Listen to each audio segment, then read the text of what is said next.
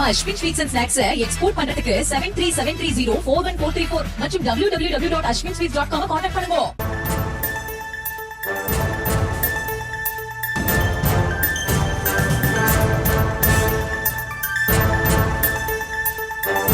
அனைவருக்கும் என் அன்பான வணக்கம். உலகெங்கிலும் இருக்கிற தமிழ் சொந்தங்களுக்கு ஒரு செய்தியை நான் வழக்கமாக தர விரும்புகிறேன். அமெரிக்காவில் அட்லாண்டா மாநகரத்தில் நாங்கள் ஒரு நிகழ்ச்சிக்காக வந்திருந்தோம். அந்த நிகழ்ச்சிக்கு வரும்போது பல தமிழ் சொந்தங்கள் வீடுகளில் இருந்து சமையல் பண்ணி எங்களுக்கு சாப்பாடு போடுவாங்க. சில நேரங்களில் சாப்பாடு நம்ம ஊர் உணவை விட சுவையாக இருக்கும். அப்போது அவங்க ஊர் பேரையும் சொல்லுவாங்க வர்றவங்க எல்லாரும். சார் நான் உங்கள் ஊர் சார் மதுரை, சார் நான் திருச்சி, நான் வாலிப்பட்டி, நான் தேனி, இப்படிலாம் சொல்லுவாங்க. அப்போ ஒருத்தங்க காரைக்குடின்னு சொன்னாங்க. அப்போ நான் செட்டி நாடான்னு கேட்டேன், ஞாபகம் இருக்கு. செட்டியாரன்னு நான் கேட்கல. இவ்வளவு சுவையா செட்டிநாட்டு உணவு இருக்கே அப்படின்னு நான் கேட்டேன், ஞாபகம் இருக்கு. அவங்க யார், எவர், என்ன ஜாதி, இதெல்லாம் யோசிக்கிற அளவு எனக்கு சின்ன புத்தி இல்லை. நாங்கள் இத்தனை வருஷமா தமிழ்நாட்டையும் தமிழ் மக்களையும் சந்திக்கிறோமே, எங்கேயாவது யாராவது நான் போய் ஜாதிய சமய உணர்வுகளோடு இருந்தேன்னு சொல்லுங்க. என்னோடு பயணிக்கிற எல்லாருக்கும் தெரியும், என்னை சந்தித்த எல்லாருக்குமே தெரியும். தமிழர் ஜாதி என்கிற ஒன்றைத்தான் நான் பெருமையாக கருதுகிறேன். இதில் வேறு ஜாதி எதுவும் இல்லை. இன்னும் சொல்லணும்னா அவங்க அந்த கேட்ஸுங்கிற அமைப்பு எங்களை சந்திக்கிற ஒரு நிகழ்வு, மீட் அண்ட் கிரீட்னு வச்சாங்க. அந்த நிகழ்வில் நாங்கள் பேசினது இருக்கு. யாரும் ஜாதிய உணர்வுகள் சமய உணர்வுகளோடு இங்கே இருக்காதீங்க. உங்களுக்குள்ள குழுக்களாக பிரிந்திருக்கிறீங்க. தமிழ் சங்கங்களே 2-3 இருக்கு. நீங்கள் எல்லாரும் ஒற்றுமையாக இருந்தால் தமிழுக்கு நல்லது தானே.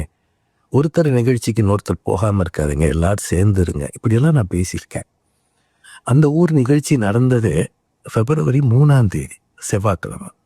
ஆனால் அது ரொம்ப காலம் கழிச்சு February 9 இது நம்ம முகநூலில் பரப்பப்படுகிறது. ஒருவேளை அந்த சகோதரிகளை நான் அப்படி பேசியிருந்தேன், அப்போவே அவங்க கிட்ட கேட்டிருக்கலாம். அல்லது அன்று மாலை நடந்த அந்த பட்டிமன்றத்தின் போது என்ன பிடிச்சி கேட்டிருக்கலாம். எல்லாரும் சந்தோஷமா இருந்தாங்க. பனி குளிருக்கு மத்தியிலேயும் நிறைய மக்கள் வந்தாங்க. ஒன்று சொல்லவா, இவ்வளவு தொலைவு நாங்கள் வரும்போது எங்களை தேடி வந்து அன்பாக அவங்க உணவு தரும்போது அவங்க முகங்கள் எங்களுக்கு ரொம்ப உறவினரை விட நெருக்கமாக தெரியும். உண்டி கொடுத்தோர் உயிர் கொடுத்தோரேன்னு தமிழ் சொல். இந்த ஊரில் இருக்கிற பிரெட்டுக்கு மத்தியில் இட்லி, தோசை, பொங்கல், நல்ல உணவு இதெல்லாம் கொண்டு வந்து அவங்க கொடுக்குறாங்க. 1 மணி நேரம் 1/2 மணி நேரம் பயணம் பண்ணி. அந்த பிள்ளைகளின் அன்புக்கு நிகர் அது மட்டும்தான். அவங்கள போய் நான் ஜாதியை பற்றி விசாரிப்பேனா? ரொம்ப தவறான பதிவுங்க. உண்மையிலேயே ரொம்ப மனவலியோடு இதை பேசுகிறேன். எந்த காலத்திலும் நான் அப்படி இருந்ததில்லை, இருக்க போவதும் இல்லை. தமிழ் சொல்லுங்க, தயவு செய்து இதை பற்றி இந்த கருத்துக்களை புறந்தள்ளுங்க. எனக்கு கடவுள் அறிய அந்த மாதிரி நான் நடந்ததாக எனக்கு தெரியல. ரொம்ப இந்த பயணங்களே ரொம்ப கஷ்டமானதுங்க. அவங்க தாங்க எங்களுக்கு சாப்பாடு கொடுத்து எங்களை கொஞ்சமாவது காப்பாற்றுறாங்க. அவங்கள போய் நான் ஜாதியெல்லாம் கேட்க முடியுமாங்க? கேட்பேனா?